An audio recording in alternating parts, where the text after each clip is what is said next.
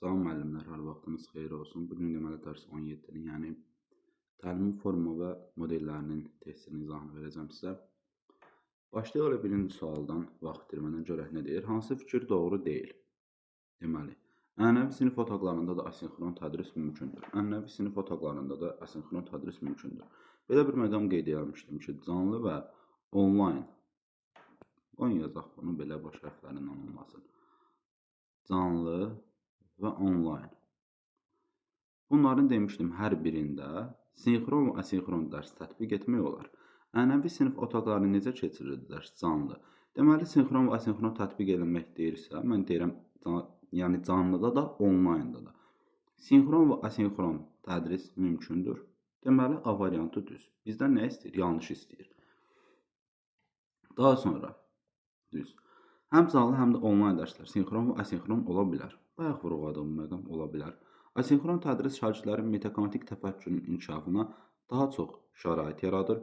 Bəli, demişdim ki, asinxron, metakognitiv, sorğu və araşdırma əsaslı olanda konseptuala aid idi. Doğru.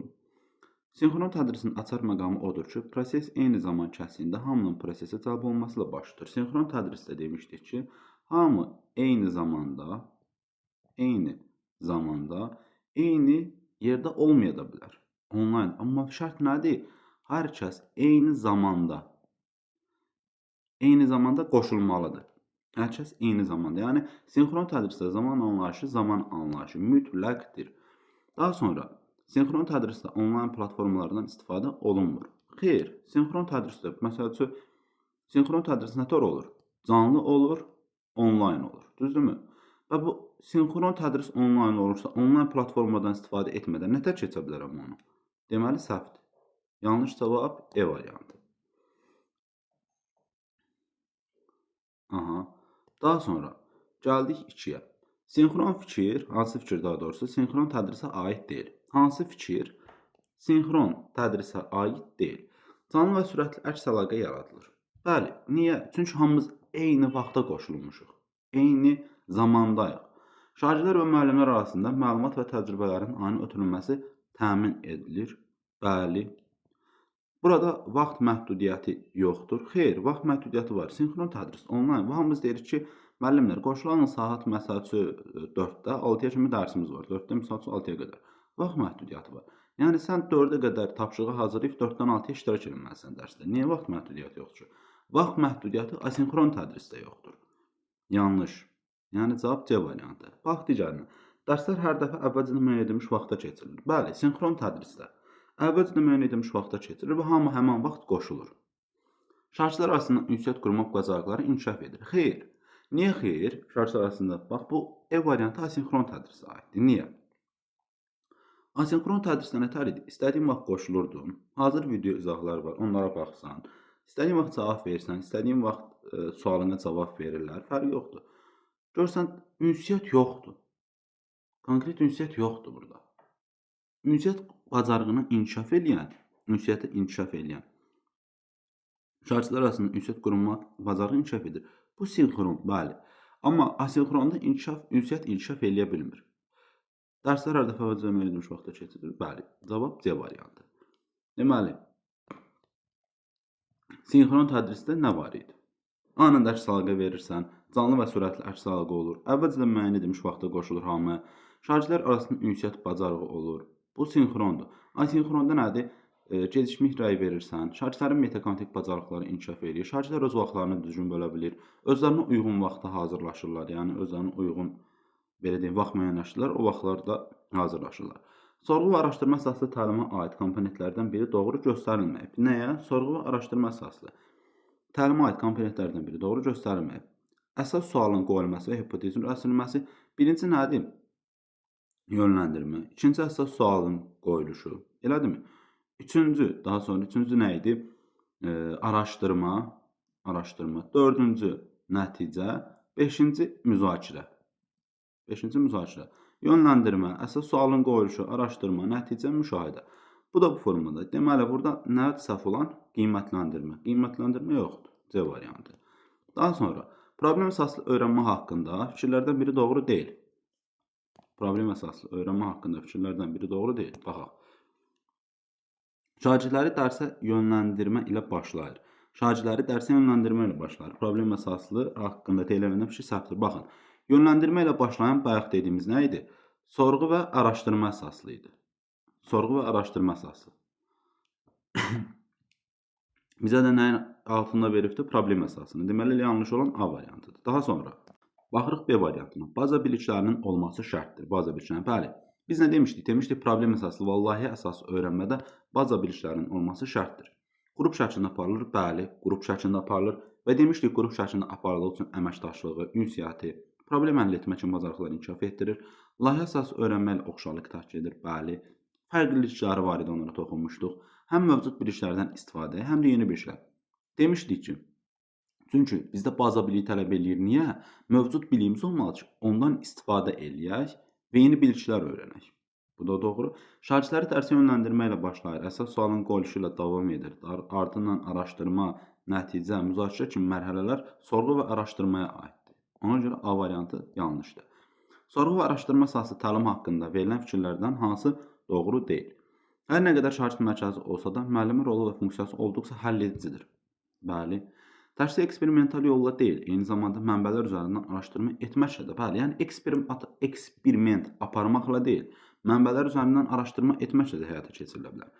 Konseptual öyrənmək üçün əlverişlidir. Bəli, demişdim, metakognitikdə asinxrona aiddir. Daha effektiv olması üçün şagirdlərin təcrübələrindən istifadə etmək olmaz. Xeyr, mən bunu qeyd etmişdim aşağıdakı qrupların yaradılmasıdır. Yəni qrupların təşkil olunma, ehtiyaca görə qrupların yaradılması olsun, bütün siniflə müzakirə olsun. Bir də ki, belə deyim, öyrənmənin daha effektiv olması üçün şagirdlərin təcrübələrindən istifadə etmək olar. Daha sonra sorğu qoyursan, şagirdlər müəyyən çətinlik düşəndə dəstək olursan. Bu kimi məqamlar var idi. Bu da olardı, olmaz deyil. Bunu da qeyd etmişdim ki, diqqətli olun bu məqama. Yanlış D variantıdır. Ehtiyaca görə şagirdləri qruplaşdırmaq və bayaqsa bu bayaq dediyim elə D variantı. Dediyimi E variantında, D-də, E-də bayaq ikisində də qeyd elədim ki, PDF-in izahında diqqətli olun dediyim məqamlardan biridir. Təklif olunan konkret problemi həll etmək. Təklif olunan konkret problemi həll etmək. Təklif olunan konkret problemi həll etmək. Hansı təlim modelinə aiddir? Konkret problemi deyir ki, həll etmək. Problem var. Konkret problemi həll edirəmsə D variantı. Daha sonra, hansı fikir sinxron və asinxron tədris üçün ortaq cəhətdir? Hansı fikir sinxron və asinxron tədris üçün ortaq cəhətdir? Baxaq. Müəllim ilə əlaqə saxlamaq imkanının olmaz. Müəllim ilə əlaqə saxlamaq imkanının olmaz. Bəli, bu sinxron, asinxron tədrisində də tədrisdir. Yəni tədrisdə kim var? Müəllim. Hara belə deyim, yəni gedirsən, nə edirsən elə müəllimlə əlaqə imkanın olmalıdır. Necə tədrisdirsə də bu. Müəllimlə imkanın olmasa mümkün yoxdur. Deməli, ikisinə də aid olan nədir? A variantıdır. Gəlin digərlərini qruplaşdıraq, görək nə aiddir. Canlı və sürətli əks əlaqə. Canlı və sürətli əks əlaqə deyirsə də, yəni eyni yerdə, eyni zamandayıq deməli. Ona görə nədir? Bu sinxrondur. Daha sonra metakognitik bacarıqlar dedik, bayaq da asinxrondur. Onlayn dərslər üçün daha məqsədə uyğun olmaq. Dedik ki, onlayn dərslər üçün daha məqsədə uyğundur, amma canlı dərslər üçün, yəni dərslər üçün də istifadə oluna bilər. Prosesin hamı üçün eyni anda getməsi, eyni an sinxrondur. Bu da belə. Sonra, hansı fikir asinxron tədrisə aid deyil? Hansı fikir asinxron tədrisə aid deyil? Şagirdlərin tapşırıqları yerinə yetirmək vaxtını seçməkdə sərbəst olmalıdır. Bəli, asinxrondur. Daha sonra, dərslərin əvvəlcədən müəyyən edilmiş vaxtda keçirilməsi. Əvvəlcədən müəyyən edilmiş vaxtda keçirilməsi bu bilirsiniz ki, sinxron tədrisə aiddir. Çünki hamı eyni vaxtda qoşulacaqdır. Eyni zaman anlayışı da varsa, bu sinxron tədrisə aiddir. B variantı. O biriləri, öyrənmə şagirdlərin özünə uyğun rahat vaxtda baş verir. Araşdırma və təhlil aparmağa daha çox zaman olur. Şagirdlər güclü motivasiya, özünü idarə etmə bacarıqları tələb edir. Niyə? Çünki heç kim yoxdur yanında. Sən oturub test işləyirsən müstəqil şəkildə. Mən PDF-i qoyuram bura, testi də qoyuram. Oturub test işləyirsən müstəqil şəkildə və deyəlim ki, səhvin biraz çox çıxıbdır. Və sən artıq özünü motivasiya eləmək bacarığın olmalıdır ki, yaxşı olacaq, narahat olma. Özünü idarə eləməlisən. Həvəsdən düşüb testi tullamamalısan qırağa. Ona görə asinxron tədrisdə bax, motivasiyanın özünü idarə etmə bacarıqları tələb olunur. Hansı fikir doğrudur? Bax, sinxron tədrisdə canlı onlayn görüşlər lazım olduqca təşkil edilir. Sinxron tədrisdə canlı onlayn görüşlər lazım olduqca təşkil edilir. Sinxron tədrisdə bütün iştirakçılar eyni zamanda onlayn olmalıdır və bu hər zaman mümkündür. Asinxron tədrisdə dərhal rəy bildirmək mümkündür. Asinxron tədrisdə dərhal rəy bildirmək mümkündür. Sinxron tədrisdə şagirdlərin sayı çox olduqca dərs daha səmərəli təşkil olunur. Ənənəvi sinif otaqlarında da sinxron və sinxron tədris mümkündür. Bizdən nə istəyir? Doğru fikir istəyir. Deməli, baxın. Sinxron tədrisdə canlı onlayn görüşlər lazım olduqca təşkil edilir. Canlı onlayn görüşlər lazım olduqca təşkil edilir. Asinxron tədrisdədir. Sinxron tədrisdə bütün iştirakçılar eyni zamanda demişik, eyni zamanda onlayn olmalıdır, düz və bu hər zaman mümkündür. Xeyr, hər zaman mümkün olmaya bilər. Biri xəstələndi, gəlmədi. Biri xəstələndi, qoşula bilmədi. Hər zaman eyni zamanda, yəni onlayn ola bilmir ki, hər kəs. Xeyr. Getdi. Asinxron tədrisdə dərhal rəy bildirmək mümkündür. Xeyr. Dərhal rəyi sinxron tədrisdə bildirirsən. Sinxron tədrisdə şagirdlərin sayı çox olduqca dərs daha səmərəli təşkil olunur. Xeyr. Sinifdə 30 nəfər, 40 nəfər olan kimi qarğa-bazar olacaqdır. Ağız yəni qulaq eşitməyəcəkdir. Ənənəvi sinif otaqlarında da sinxron və asinxron tədris mümkündür. Bəli. Ənənəvi sinif otağı nədir? Əyani keçirilən ki, əyani. Yəni canlı. Biz də bilirik ki, canlıda asinxron da ola bilər, sinxron da ola bilər. Doğru da cavab E variantı. Daha sonra hansı təlim modelində şagirdlər informasiyanı pasiv şəkildə qəbul etmirlər. Özləri araşdırırlar. Deyirsə də nə götürür? Sorğu və araşdırma əsaslı öyrənmə. Daha sonra hansı fikir doğru deyil? Problem əsaslı öyrənmə qrup şəklində aparılır. Əlbəttə ki, qrup şəklində aparılır demişik. Öz biliklərimizdən istifadə edib yeni bilikləri də öyrənirik. Hətta bunu da demişik. Sorğu və araşdırma əsaslı öyrənmə konseptual öyrənmə üçün əlverişlidir. Bəli. Konseptual bilik üçün də deyə bilərik. Sinxron tədrisdə metaqognitiv bacarıqlar inkişaf edir. Bayaq dedik, metaqognitiv bacarıqlar asinxron tədrisdə inkişaf edir. Ona görə C variantı səhvdir. Sorğu və araşdırma əsaslı təlim dərsə yönləndirmə ilə başlayır. Bəli. Daha sonra sualın qoyulması, araşdırma, nəticə müzakirə mərhələlərlə də yekunlaşır. Və yekunda da refleksiya olur hətta müzakirədən sonra. Sinxron tədrisdə canlı və sürətli əks əlaqə yaradılır. Bəli. Canlı və əks əlaqə yaradılır. Ani olaraq rəy verə bilirik.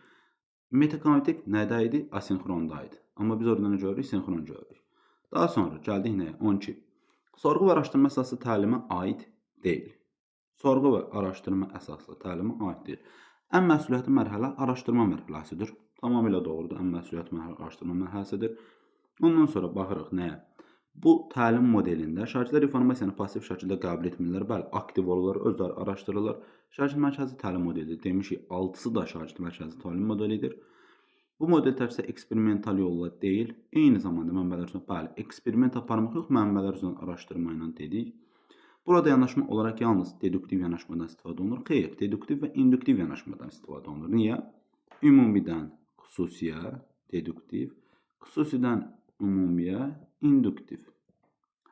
Başlayanda ümumi fikri xırdalayırıq. Xüsusiyyət düşürük, deduktivdir. Və yekunda xırdaladığımızdan da ümumi nəticə çıxardırıq, induktivdir. Ona görə həm induktiv var, həm deduktiv var. E variantı. Məsələn, sorğu və araşdırma. A bitkisi niyə B bitkisindən tez böyüyür? Ümumi fikir nədir? Tərif odur ki, bitkilərin böyüməsinə 3 dənə temperatur, günəş və su məsələsi təsir edir. Ümumi fikirdir. Xüsusiyyət düşürük. Onları bir-bir.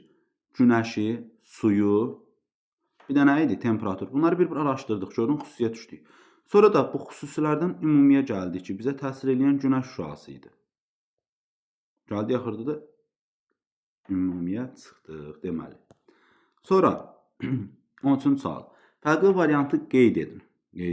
Şagirdlərin təqdimat bacarıqlarını inkişaf etdirir. Canlı onlayn diskussiya keçirilməsi bu onlayn tədris formasında tez-tez təşkil olunur. Şagirdlər bu tədris formasına uyğunlaşması ilk vaxtlar onlar üçün çətinlik yarada bilər. Problem həll etmə daha sürətli baş verir. Canlı dərslər video şəklində qeyd edilərək təkrarlamaq məqsədi ilə şagirdlərə yönləndirilə bilər. Problem həll etmə daha sürətli baş verir. Canlı dərslər video şəklində qeyd edilərək təkrarlamaq məqsədi ilə şagirdlərə yönləndirilə bilər. Şagirdlər bu tədris formasına uyğunlaşması ilk vaxtlar onlar üçün çətinlik yarada bilər. Canlı onlayn diskussiyalar keçirilməsi bu onlayn tədris formasında tez-tez təşkil olunur. Şagirdlərin təqdimat bacarıqlarını inkişaf etdirir. Fərqli olan nədir? Deməli, müəllimlər, şagirdlərin təqdimat bacarıqları inkişaf etdirilməsi. Təqdimat bacarıqlarının inkişaf etdirilməsi nə var idi? Biz təqdimatı görmüşdük. Deməli, webinarlar, seminarlar, ondan sonra interaktiv onlayn seminar, bu kimi məsələlər təqdimat sinxronda görmüşdük. Canlı onlayn diskussiyalar. diskussiyalar, dilemmalar. Bunu da sinxronda görmüşdük. Problem həll etmə daha sürətli rəy, problemi daha sürətli həll edirsə sinxrondur. Canlı dərslər video şəklində qeyd edilir. Təkrarlamaq məqsədilə bu da sinxron. Şagirdlər bu tədris formasına uyğunlaşması ilk vaxtlar onlar üçün çətinlik yarada bilər. Çünki bu asinxrondur. Şagirdlər özləri müstəqil şəkildə öyrənməndə biraz problem yarada bilər. Asinxron C variantıdır.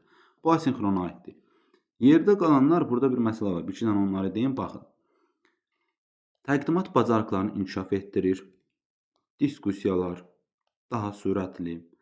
Burada bəlkə də E variantı canlı dərslər video şəkildə qeyd edilir, təkrarlamaq məqsədilə bunu asinxron götürə bilərsən. Ancaq canlı dərs aparırıqsa biz onu video şəklində çəkib uşaqların təkrarlamaq məqsədilə ata bilərik sinxron tədrisdə də.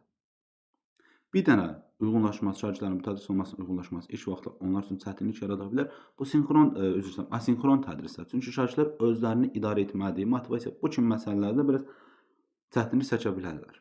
Niyə? Məsələn, bax burada məsələn video çarxı yerləşdirirəm, testi yerləşdirirəm, özünə uyğun vaxtda açıb dərs oxuyub test işləyirsən. Bunu bəzi o metaqognik bacarıqları zəif olan şagird onu eləməkdə çətinlik çəkir. Gərək onda o bacarıqlar formalaşa. Bu da müəyyən qədər ilk vaxtlar çətin olur. Belə. Sonra sorğu və araşdırma əsaslı təlimə aiddir. Sorğu və araşdırma. Şagirdlərin əldə etdikləri nəticələri bir-biri ilə müzakirə etməsi vacib addımlardan biridir. Şagirdlərin əldə etdikləri nəticələri bir-biri ilə müzakirə etməsi vacib addımlardan biridir. Aha, doğru. Qələm aktivdir. Doğru. Həyata keçirilməsi üçün şagirdlərin xüsusi hazırlıq keçməsi əsas şərtlərdəndir. Həyata keçirilməsi üçün şagirdlərin xüsusi hazırlıq keçməsi əsas şərtlərdəndir. Xeyr, belə bir məqam yoxdur. Şagirdlər tətbiq elə səhv istəyir də B variantı. Aha. Şagirdlər tətbiq edilməsi nəzərdə tutulan sualın cavabını təcrübə əsasında müəyyən edirlər. Təcrübə aparır. Təcrübə əsasında müəyyən etmək imkanı qazanırlar. Şagirdlər öyrənmə prosesində sual vermək, hipotez irəli sürmək, müşahidə etmək, araşdırma bunun kimi fəaliyyətə cəlb olunur. Bəli. Bu təlim modelində bir çox fənlərdən istifadə oluna bilər. Bəli. Niyə bax? Nə idi? Bu təlim modelindən bir çox fənlərdə istifadə oluna bilər.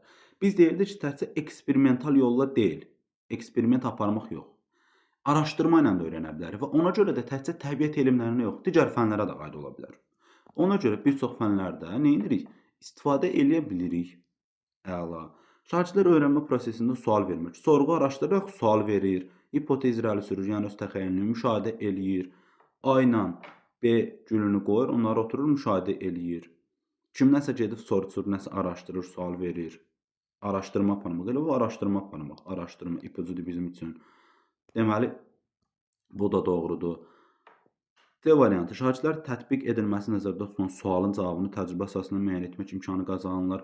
A ilə B bitkisi sualdır. Niyə A B-dən tez böyüyür? Gülü qoy, 2 dənə çiçəkdir. Yavaş-yavaş təcrübə apar. Doğru. Həyata keçirilməsi üçün şagirdlərin xüsusi hazırlıq keçməsi lazımdır. Əsas şərtlərdən xüsusi hazırlıq keçməsi. Sən təcrübə aparırsan, A bitkisindən B bitkisini qoyub sən təcrübə aparırsan. Niyə sən gərək şərtdir ki, sən burada əvvəlcədən belə deyim, hazırlıq keçəsən? Müharibəyə getmirsən ki, hazırlıq keçəsən. B variantı, yanlış. Sonra neçəyə baxırıq? 15-ə. Hansı fikir doğrudur? Hansı fikir doğrudur? Problem əsaslı öyrənmədə mövzu seçimində, həll yolunun tapılmasında şagirdlərə sərbəstlik verilə bilər.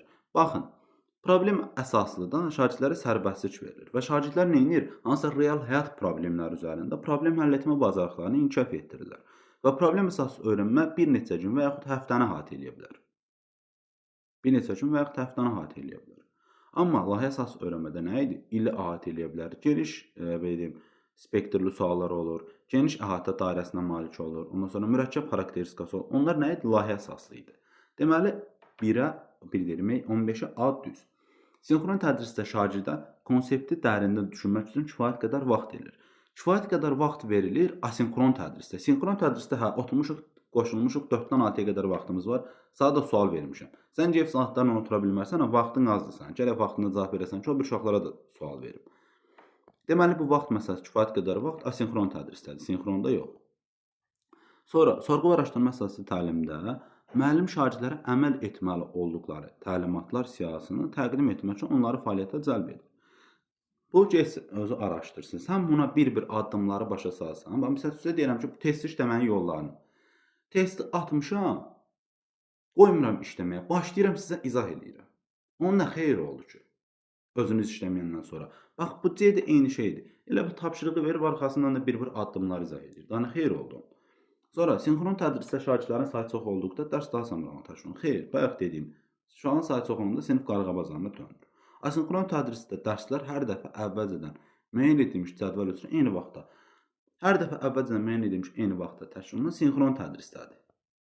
Sinxron, hər dəfə əvvəlcədən müəyyən edilmiş, bax, eyni vaxt anlayışı, bayaqdan bəlkə 20 dəfə demişəm ki, eyni vaxt anlayışı nəyə aiddir? Sinxron tədrisə aiddir. Bu da yanlış qaldı. Bir dənə A variantı. Problem əsas öyrənmədə mövzu seçimində həll yolunun tapılmasında şagirdlərə sərbəstlik verilir. Şagird də hansısa real həyat problemlərindən birini seçir, tətbiq eləyir və onda da problem həll etmə və nətər tətbiq eləyir? Qrup şəklində tətbiq eləyir. Nədən istifadə eləyir? Əvvəlki biliklərindən. Nə öyrənir? Yeni təzə biliklər öyrənir. Hansı bacarıqlarını kəşf edir? Ünsiyyət, əməkdaşlıq, özünü motivasiya, özünü idarə etmək kimi bacarıqlar da şagirddə inkişaf eləmiş olur. Burada A variantı. Deməli, hanı? Qələm vaxtı. Bu da A variantı, belə. Oldu müəllimlər. Sağ olun, özünüzə yaxşı baxın, növbəti saatlarda görüşənədək.